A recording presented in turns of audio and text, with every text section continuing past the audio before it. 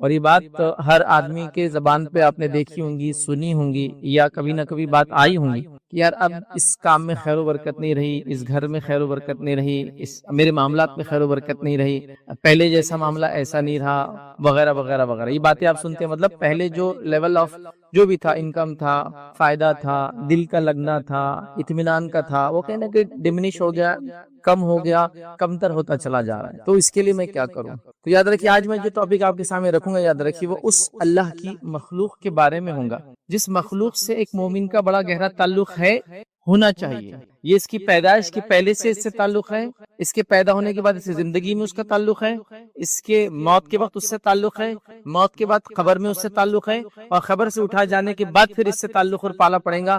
پھر ان میں سے وہ لوگ جو سخت ترین ہوں گے وہ اٹھا کر جہنم میں پھینک دیں گے، اور اللہ نے جن کو جنت میں مقرر کیا ہوں گے جنت میں داخل کر دیں گے، استقبال کے ساتھ، ویلکم کے ساتھ. اور وہ اللہ کی مخلوق ہے، یاد رکھیں، جس کو ہم فرشتے کہتے ہیں. ملک یا ملک کہتے ہیں عربی میں، جو سنگولر ہے ایک ہوتا، اور ملائک یا ملائکہ یہ پلورل ہوتا ہے، یاد رکھیے زائد میں جب ہوتا ہے، یاد رکھیے. تو فرشتہ جس کو عام زبان میں فارسی میں ہم فرشتہ بولتے ہیں، اردو میں آسانی سے لوگ سمجھتے ہیں اس کو. تو فرشتوں کے تعلق سے کچھ باتیں ہم دیکھیں گے. اللہ کی اس مخلوق سے جس کو ہم جن کہتے ہیں، اس سے لوگ ڈرتے تو برابر ہیں، لیکن اللہ کی اس مخلوق سے جن کو فرشتے کہتے ہیں ان سے محبت نظر نہیں آتی. مطلب یہ بات تو بالکل کامن ہے، ہر کسی سے پوچھ لیجیے جن، تو بس اس کو گھبراہٹ شروع ہو جاتی. کوئی بول رہا میرے کو پالپیٹیشن، ہارٹ بیٹس بڑھ جا رہی میری، جنوں کی باتیں مت کرو.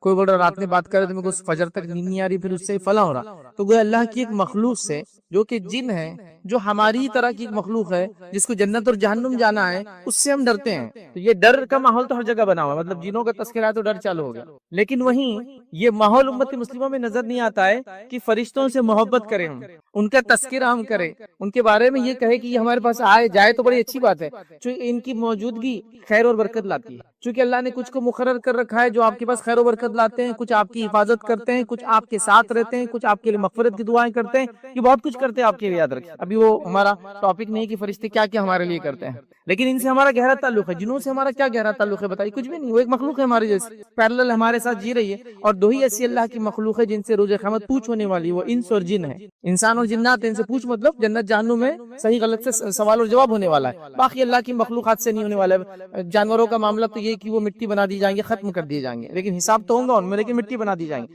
لیکن ہمارے حساب کے بعد ہم کو جزا اور سزا ہے، اچھے کا بدلہ ہے اچھا، اور برے کی سزا ہے، بھگتنا بھی ہے. دو ہی مخلوق ہیں تو ہم ان سے ڈر رہے ہیں، لیکن ان کا تذکرہ نہیں کرے، جبکہ ان سے ہمارا کتنا گہرا تعلق ہے، کتنا گہرا تعلق ہے.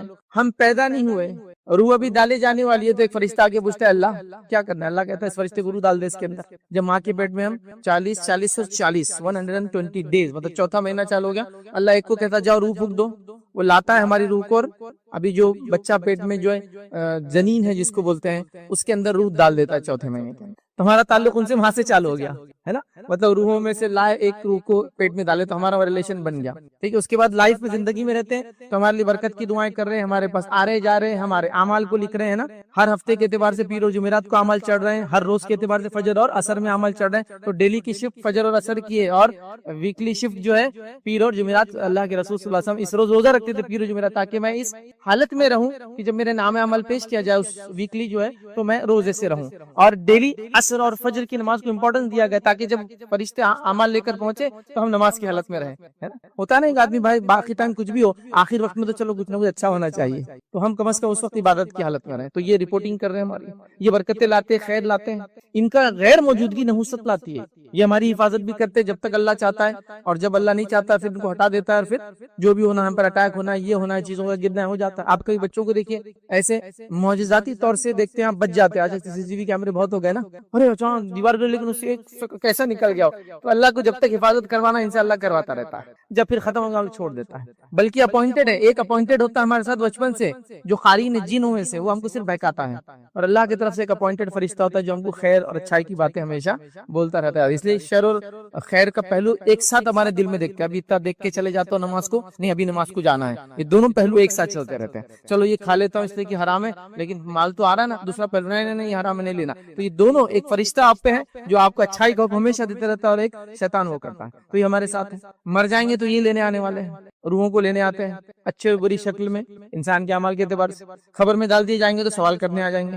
تو ان سے ہمارا گہرا تعلق ہے, حتیٰ کہ زمین آسمان کے کئی معاملات اللہ نے ان کو دے رکھے ہیں. تو ان سے محبت ہونی چاہیے. ہم نے فکر مند ہونا چاہیے کہیں ہمارے گھروں سے دور نہ ہو جائے, ہمارے معاملات سے دور نہ ہو جائے, کیونکہ یہ جہاں موجود ہوتے ہیں وہ اللہ کے حکم سے ہوتے ہیں, اور جب موجود ہوتے ہیں تو خیر لے کر آتے ہیں, اور جب چلے جاتے ہیں تو پھر شیاطین آ جاتے ہیں اور شر ہو جاتا ہے. پھر ہم بولتے ہیں نحوست آ گئی, برکت ختم ہو گئی, پیسہ پہلے اتنا کماتے تھے اتنا پڑتا تھا اب نہیں پڑتا ہے, فلاں ہے. تو ان کی موجودگی بڑی اہمیت ہے, اور یہ اللہ کے حکم کے بغیر کہیں موجود بھی نہیں ہوتے ہیں, اور اللہ کے حکم کے بغیر کسی کے لیے دعا بھی نہیں کرتے ہیں. لیکن مومنوں کے لیے استغفار کرتے ہیں.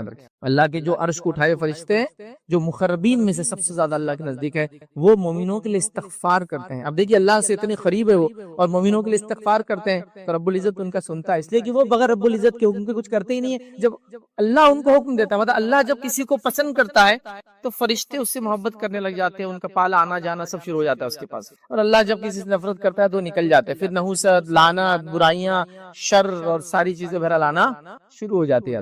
تو لہٰذا اس مخلوق سے محبت ضروری ہے, اس سے زیادہ جتنا جنوں سے ڈر رہے ہیں. اور جن بھی اللہ کے ہوں گے اور کچھ نہیں کر سکتے, تو وہاں ڈر رہے ہیں, لیکن یہ مخلوق جتنی اہم ہے, بڑی اہم ہے, تو وہ اصل چیز یاد رکھتے. آج میرا ٹاپک یہ مخلوق کب آتی ہے ہم سے قریب, فرشتے کب آتے ہیں, کیا فائدہ ہوتا ہے, وہ نہیں ہے. آج میرا ٹاپک ہے یہ کب چلے جاتے ہیں ہم سے دور. امپورٹنٹ چیز ہے, مطلب آتے کب ہیں یہ تو ٹھیک ہے, اچھا یہ نیکی کریں گے, لیکن جاتے کب ہے, دور کیوں چلے جاتے ہیں. اگر کچھ وہ پوائنٹس و معاملات پتہ چل جائے تو انشاءاللہ ہم ایسے کوئی کام نہیں کریں گے جس سے ہم سے دور چلے جائیں. ٹھیک, اور یہ وہ باتیں یاد رکھیے جو شرک اور کفر, نفاق اس کے بعد کے درجے کی باتیں ہیں.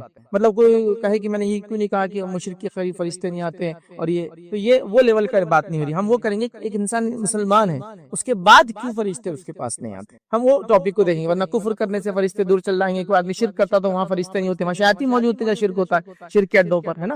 تو وہ تذکرہ سے چلے کیوں جاتے ہیں, یا وہ اعمال جس سے ہم بچے جن کی وجہ سے یہ مخلوق اللہ کی چلی جاتی ہے, جو اگر آ جائے تو اللہ کے حکم سے خیر و برکت لاتی ہے, اور اللہ وہیں بھیجتا ہے جہاں خیر و برکت بھیجنا ہے, اس کو کچھ اچھا کرنا ہے کسی. تو کیوں چلی جاتی ہے, بہت زیادہ اعمال نہیں ہے, چند ہی اعمال ہے. ہم کوشش کریں کہ ان اعمال کو سنیں اور اپنے نفس کو بچانے کی کوشش کریں, تاکہ اللہ کی مخلوق ہمارے پاس آیا اور جایا معاملہ ان کے سلسلہ چلتا رہے, ان سے تعلق اچھا بنتا رہے. یاد رکھیے, اور میں ایک عام زبان میں یہ بات کہتا ہوں, ایک انسان دنیا میں چاہتا ہے کہ اس کی عزت ہو, اس کا مقام ہو, اس کا مرتبہ ہو, اس کی پہچان ہو.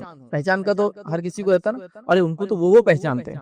وہ آدمی کو میں نے سمجھا تھا ایسا, لیکن اس کو تو وہاں گیا تو سب کھڑے ہو گئے اس کے لیے نا. وہ رسپیکٹ انسان کو اچھا لگتا ہے کوئی اس کو اگر دے تو. اصل میں بار بار اپنے تقریروں میں کہتا ہوں, انسان دنیا میں غریب رہے, امیر رہے, صحت مند زندگی گزارے, بیمار گزارے, جو بھی ہو, لیکن اصل اس کی پہچان اس مخلوق سے ہو جو لینے آئے. تو وہ پہچانتی ہو یہ کون ہے, کس کو لینے آئے. اور وہ فرشتے جب وہ لینے آتے مومن کو تو پہچانتے ہیں کون ہے, جب آتے اس کو لینے تو اچھے اچھے ناموں سے پکارتے ہیں اس کو, جو ناموں کو پسند کرتا ہے دنیا میں. تو ہم بولیں گے یار اس کی پہچان تھی, آئے تو فرشتے پہچانتے تھے, جب آسمان پہ لے جائے تو پہچانتے تھے. چونکہ اب نیک روح جاتی ہے آسمان کے فرشتے جو پہلے آسمان پہ تو دروازے اس کے بغیر کھلتے نہیں ہیں, وہ اس کی خوشبو سے پہچان لیتے اور کہتے ہیں کون نیک روح آ رہی اوپر, کیونکہ ان کو اس کی اسمیل خوشبو آ جاتی ہے. اور جب کوئی برا آدمی مرتا ہے تو بہت ہی اللہ تعالیٰ ان کے شکلوں کو بدلتا فرشتوں کو, اور وہ ڈراؤنی شکل میں آتے ہیں اور مار مار کے اس کو نکالتے ہیں. اور جب اس کو بدبودار لباس پہناتے, جب آسمان پہ لے جاتے تو پہلے آسمان پہ فرشتے بولتے ہیں اس کو آنے کی اجازت نہیں, پھینک دو اس کو نیچے, اس کو پہلے آسمان سے نیچے پٹک دیتا ہے. تو پھر پہچان اگر انسان کی چاہے دنیا میں جیسی بھی زندگی گزارا ہو, ٹاٹ کے تہلوں پر زندگی گزار لیا ہو, پھٹے ہوئے کپڑے پہن کے گزار لیا ہو, غربت میں جی لیا ہو, ہے نا, لیکن جب آنکھ بند ہو تو وہ پہچانتے ہو تو بھائی یہ اصل پہچان ہے.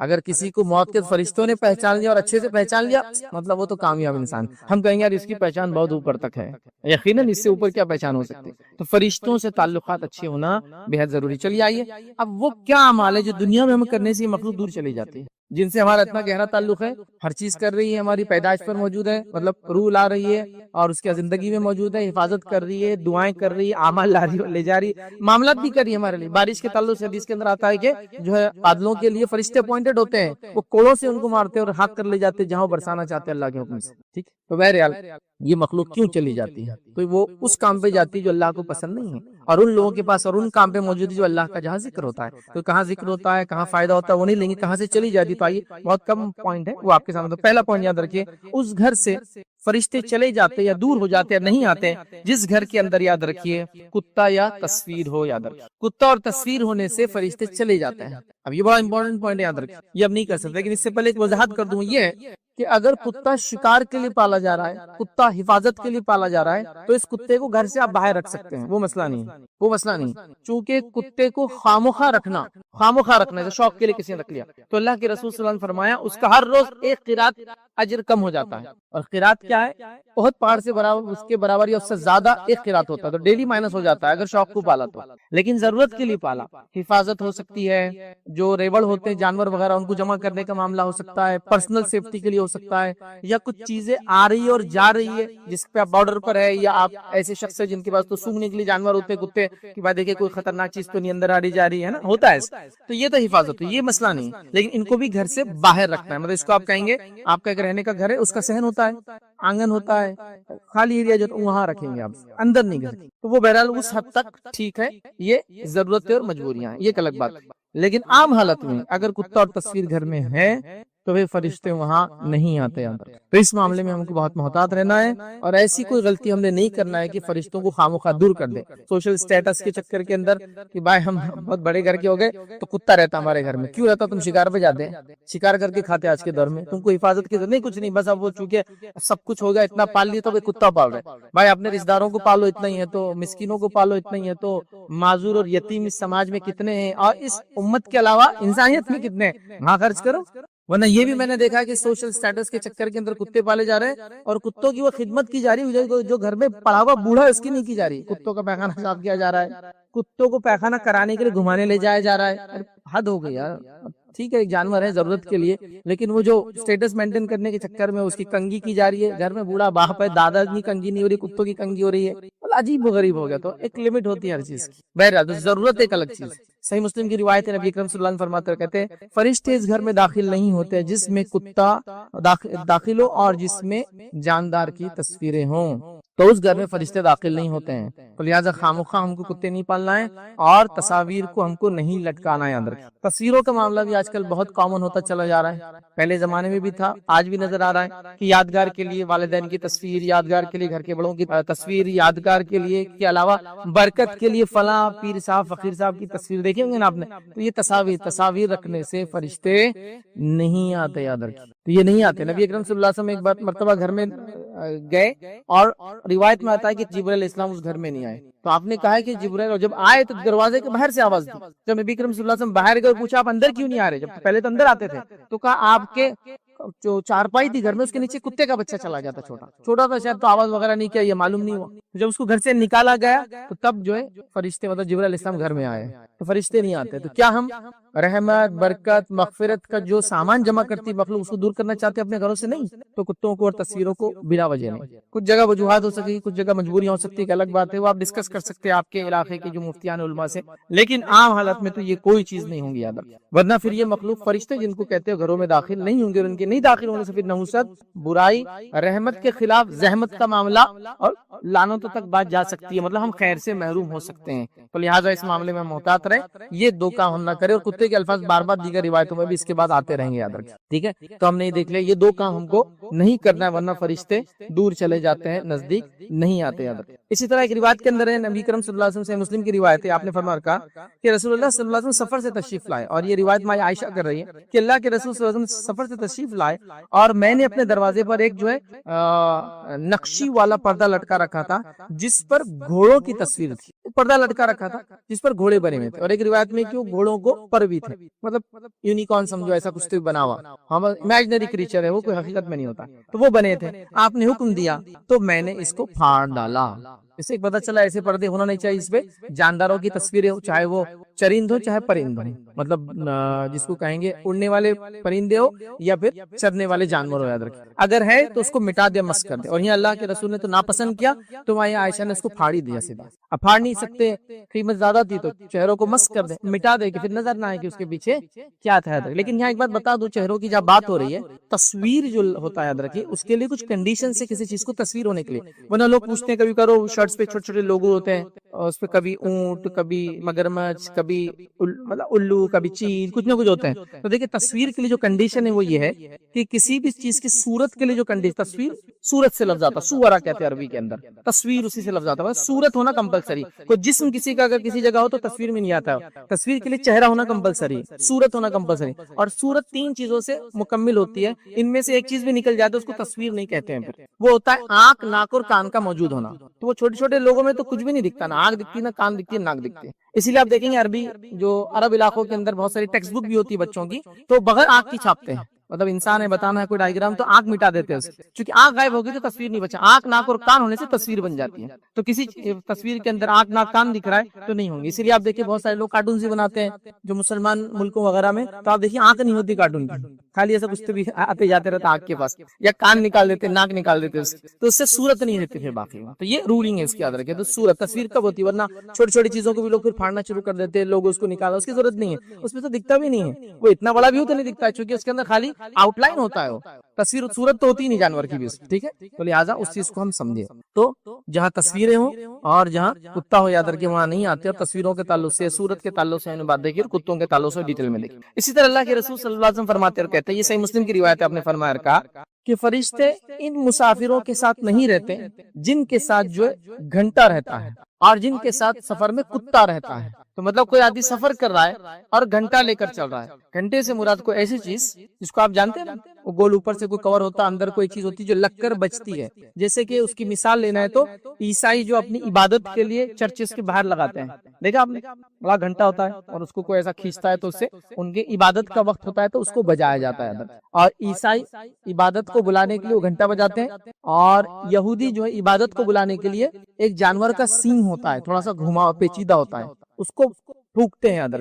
جب نبی اکرم صلی اللہ علیہ وسلم نے سوچا جب نماز فرض ہوئی تو کیسے بلایا جائے، مشورہ لیا گیا صحابہ سے کہ کیسے بلایا جائے. تو کسی نے کہا ہم گھنٹہ بجائیں گے جیسا عیسائی، تو آپ نے کہا تو عیسائیت کی مشابہت ہو جائے.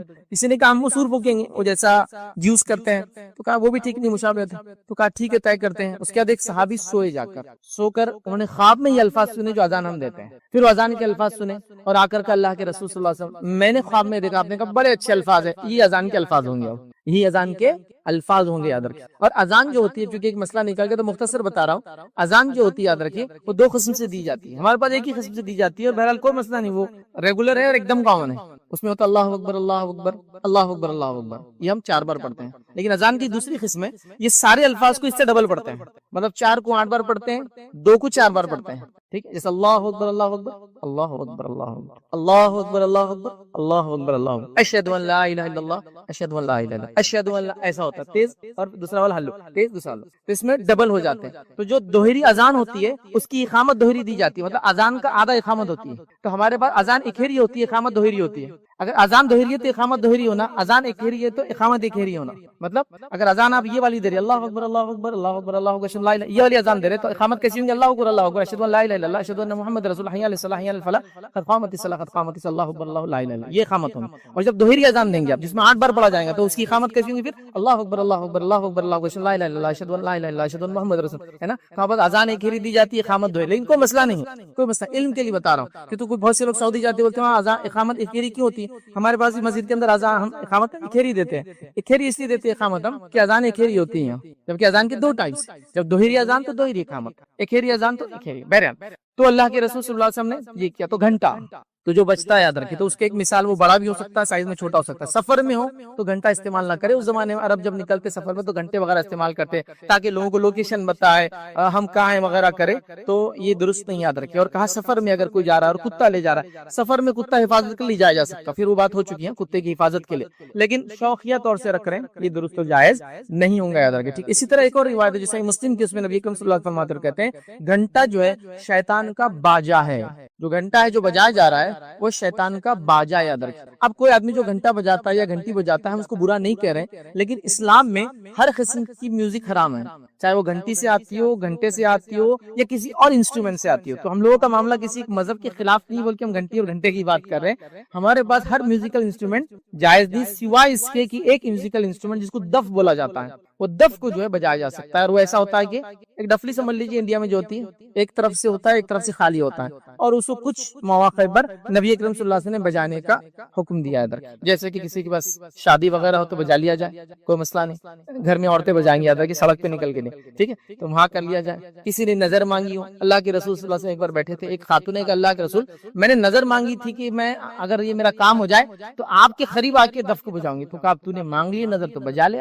تو پتہ چلا کسی نے نظر مانگ لی تو بجا لے سکتی ہے, شادی ہو جائے تو اس کو بجایا جا سکتا ہے. تو چند مواقع بہرحال, اس کو ہر جگہ نہیں, وہ بھی ٹھیک, تو وہ اتنا اجازت ہے. تو لہٰذا آپ نے کہا کہ گھنٹہ جو ہے وہ شیطان کا باجا ہے, مطلب اس سے وہ خوش ہوتا ہے. تو لہٰذا لوگ آج کل گھنٹی تو نہیں لگاتے, لیکن ایک ہوا سے بجنے والی چیزیں بہت گھروں میں کامن لٹکا دیتے ہیں. کچھ لمبے لمبے ہالو جو ہے میٹل کے کچھ ہوتے ہیں, اس میں ایک بیچ میں ایک لوہے کا ہوتا ہے, وہ ہوا چلی ٹن ٹن ٹن ٹن ٹن بجنا چالو ہو جاتا ہے. تو یہ درست نہیں, چونکہ وہ بھی گھنٹی کی ایک شکل ہے, ہوا سے کنٹینیوس بجتا رہتا ہے, درست نہیں. ادھر یہ سب چیزیں نہیں کرنا چاہیے, چونکہ رحمت کے فرشتے دور ہو جاتے ہیں, اور فرشتے کے دور ہونے سے رحمتیں ختم ہو جاتی ہے اور شیاطین بسنا شروع ہو جاتے ہیں. یہ اصل مسئلہ ہے. آئیے اس کے بعد اور کون سی چیز جس کی وجہ سے فرشتے دور ہو جاتے ہیں وہ سن لیجیے. نبی اکرم صلی اللہ علیہ وسلم فرماتے ہیں, کہتے ہیں ابو داؤد کی روایت ہے, اس میں کافی سارے الفاظ آپ نے فرمایا اور کہا رسول اللہ صلی اللہ علیہ وسلم ارشاد فرمایا, کہا 3 شخص ایسے ہیں جن سے فرشتے قریب نہیں آتے, مطلب دور ہو جاتے. اس کا مطلب 3 اشخاص ایسے جن سے فرشتے قریب نہیں آتے, ان سے دور ہو جاتے. پہلا آپ نے فرمایا, کہا کافر کی لاش, اس کے پاس سے فرشتے دور بھاگ جاتے ہیں, وہاں نہیں رکتے ہیں یاد رکھیں, ٹھیک ہے. تو کافر کی لاش اس سے دور ہو جاتے ہیں, ٹھیک. دوسرا آپ نے فرمایا وہ شخص جو خلوق کی خوشبو لگائے. اب خلوق کی خوشبو کیا ہوتی ہے یاد رکھیے, خاص قسم کی اور زیادہ شدید اسمیل ہوتی تھی, یاد رکھیے, یا ایک مرکب تھا. یہ کئی خوشبوؤں کا ایک مجموعہ بنایا جاتا تھا جس میں زعفران غالب رہتا تھا. بہت ایکسٹریم خوشبو جو خلوق کہتے ہیں. اللہ کے رسول صلی اللہ علیہ وسلم نے اس کو پسند نہیں کیا کہ کوئی خلوق لگائے, چونکہ فرشتے اس سے بھی دور بھاگتے ہیں. چونکہ آپ دیکھیں ایکسٹریم خوشبو بھی ہوتے ہیں, انسان بھی دور بھاگتے ہیں اس سے, یار اتنی خوشبو مت لگایا کرو. اور جن چیزوں سے ابن آدم کو تکلیف ہوتی ہے, حدیث میں الفاظ ہے, انہی چیزوں سے فرشتوں کو بھی تکلیف ہوتی ہے. حدیث اس طرح سے تھی وہ کہ اللہ کے رسول صلی اللہ علیہ وسلم فرمایا, جو شخص یہ اور یہ کھائے ہماری مسجدوں میں نہ آئے. راوی کہتے ہیں اللہ کے رسول صلی اللہ علیہ وسلم نے پیاز اور لہسن کی طرف اشارہ کیا, چونکہ پیاز اور لہسن کھا کے آپ مسجد میں آئیں گے, اسٹرانگ اسمیل ہوتی ہے اس کی. حلال ہے, وہ کھانا حلال ہے, وہ الگ بات ہے, لیکن اس کو مسجد کھا کے مسجد نہیں آنا, کھائے تو اس کو منہ صاف کر لینا, اس میں اسٹرانگ اسمیل ہوتی ہے, آپ سنیں گے تو پسند نہیں آئیں گے. تو وہ خوشبو لگا کے جو آئے, مطلب یہ 2 کھائے تو نہ آئے, کیونکہ آپ نے فرمایا جس چیز سے ابن آدم کو تکلیف ہوتی ہے اس سے فرشتوں کو بھی تکلیف ہوتی ہے. تو یہ بدبو والا ہو گیا. ایکسٹریم خوشبو بھی یاد رکھیے, اس سے فرشتے دور چلے جاتے ہیں. اور آپ بھی دیکھیے اگر کوئی ایکسٹریم خوشبو لگائیں گے تو آپ کو پسند نہیں آئیں گے, آپ بھی اس سے دور ہٹ جائیں گے, یار اتنی خوشبو مت لگایا کرو, سر دکھنا چالو ہو گیا.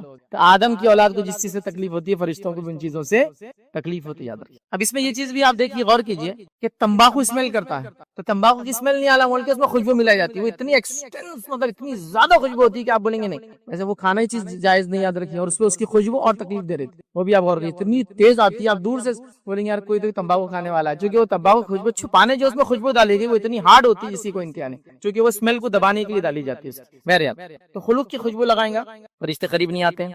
اور پھر فرمایا اللہ کے رسول صلی اللہ علیہ وسلم نے, یاد رکھیے, اس کا تیسری چیز فرمایا اور کہا خلوق کی خوشبو, اور تیسرا فرمایا اور کہا کہ جنوبی انسان جو ہوتا ہے اس سے بھی قریب فرشتے نہیں آتے ہیں. جنوبی کیا ہوتا ہے؟ جنوبی کا معنی انسان اس کیفیت میں ہو کہ جب اس کو غسل واجب ہو, چاہے وہ ہم بستری کی وجہ سے ہوا ہو یا پھر اس کو احتلام کی وجہ سے ہوا ہو, نائٹ فال کی وجہ سے ہو, ویٹ ڈریم کی وجہ سے ہوا ہو, تو اس کو کیا کرنا چاہیے؟ پھر غسل لینا چاہیے. اب سوال یہ آیا کہ اگر ایسا انسان کے ساتھ ہو جائے, انسان اپنی بیوی کے ساتھ سونا چاہتا ہے, اب حدیث کے الفاظ ہے تو کہ جنوبی کے پاس فرشتے نہیں آتے, تو کیا کرے؟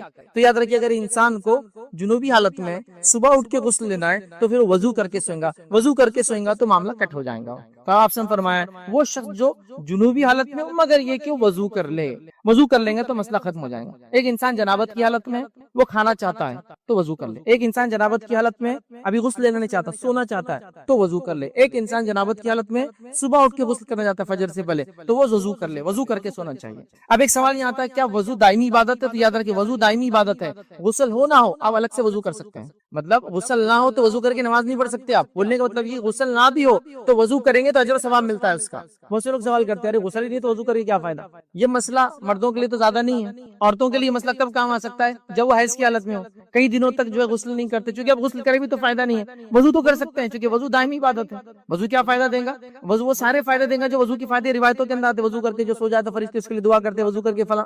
غسل کے بعد وضو کرنے سے نماز پڑھ سکتا ہے, لیکن غسل نہ ہو بھی تو وضو کیا جا سکتا ہے, حالانکہ اس سے کوئی عبادت نہیں ہوگی. لیکن وضو خود اپنے آپ میں ایک دائمی عبادت ہے. کیا آدمی جنابت کی حالت میں ہے, مطلب اس کو غسل نہیں ہے تو نماز نہیں ہوں گی, لیکن وضو کر کے سوئے, کیوں کہا جا رہا ہے؟ وضو دائمی عبادت. جس کے نتیجے میں جو فرشتے جنابت کی حالت میں ایک انسان سے دور ہو جاتے ہیں وہ دور نہیں ہوں گے، یاد رکھیں، ٹھیک ہے؟ تو لہٰذا اس روایت کے اندر 3 باتیں آ گئی. کافر کی لاش سے فرشتے دور ہو جاتے ہیں. دوسرا یاد رکھیے ایک مخصوص قسم کی تیز خوشبو ہے، خلوق جس کو کہا جاتا ہے عربی کے اندر، اس سے لگانے سے فرشتے دور ہوتے ہیں. ہم آج کے زمانے کے بہت زیادہ شدید خوشبو. تیسرا جو ہم نے دیکھا اس کے اندر یاد رکھیے کہ اگر جنابت کی حالت میں ایک انسان ہو تو فرشتے اس سے دور ہو جاتے ہیں سوائے اس کے کہ وضو کر لے. تو لہٰذا بچہ ہے، بڑا ہے، سونا چاہتا ہے، صبح اٹھ کے غسل لیں گا، شام میں انتظام نہیں تو بہرحال وہ وضو کر لے اور پھر سو جائے. اور وضو دائمی عبادت ہے، اور ایک مسئلہ میں نے بتا دیا خواتین بھی جو ہے وضو وغیرہ اس حالت میں بہرحال وہ کر سکتے ہیں، حالانکہ وہ غسل نہیں کر سکتے، نماز نہیں پڑھیں گے، لیکن وضو والی عبادت کرتے رہے، جیسا منہ تو دھو رہے ہیں نا، وضو کریں، کیا اس میں مسئلہ بہرحال. تو یہ ذہن میں رکھنے کے لیے بہرحال ہوا. آئیے اس کے علاوہ اور کیا چیز ہے جس سے یاد رکھے فرشتے نہیں ہیں. تو یہ آخری پوائنٹ رہے گا ہمارا اس موضوع کے اندر، اس ٹاپک کے اندر. چونکہ میں نے شروع میں کہا تھا بہت چند چیزیں جس کی وجہ سے فرشتے ہم سے دور ہوتے ہیں، اور وہ یاد رکھیے جھوٹ بولنے والے سے فرشتے دور چلے جاتے ہیں. جھوٹ بولنے والے سے فرشتے دور چلے جاتے ہیں. آئیے جامع ترمذی کی روایت کے الفاظ سنیے. جب کوئی انسان جھوٹ بولتا ہے تو اس کے جھوٹ کی بدبو سے فرشتے 1 میل دور اس سے چلے جاتے ہیں.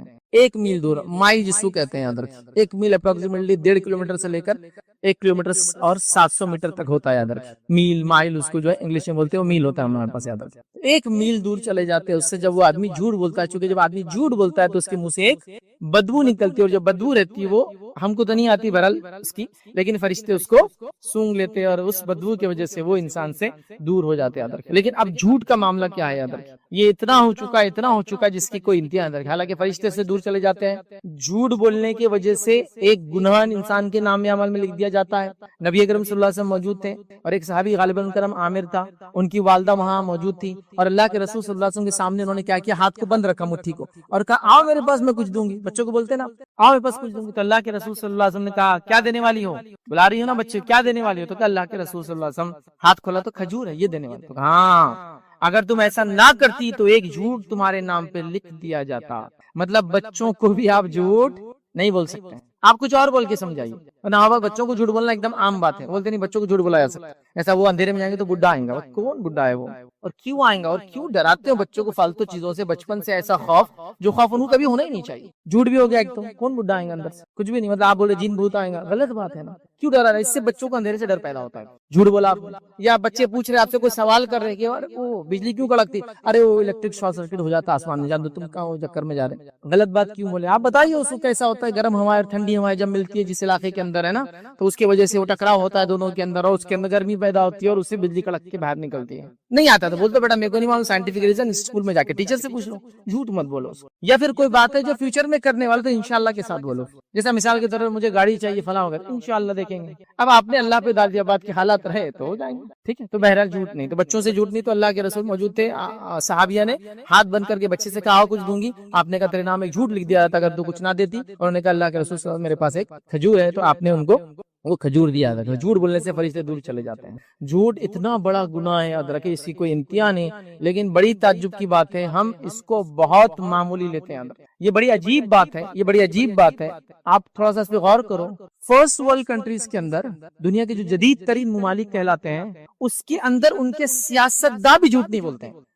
اب انداز لگے ہمارے پاس تو اس کے بغیر سیاستداں کوئی پولیٹیشین بن ہی نہیں سکتا. وہ لوگ تک جھوٹ نہیں بول سکتے، سیاستداں تک جھوٹ نہیں بولتے ہیں. اتنے مطلب پابند ہوتے، چونکہ ان کا جھوٹ پکڑا جائے گا تو وہ ذلیل محسوس کریں گا، اپنے آپ کو ذلیل محسوس کریں گا.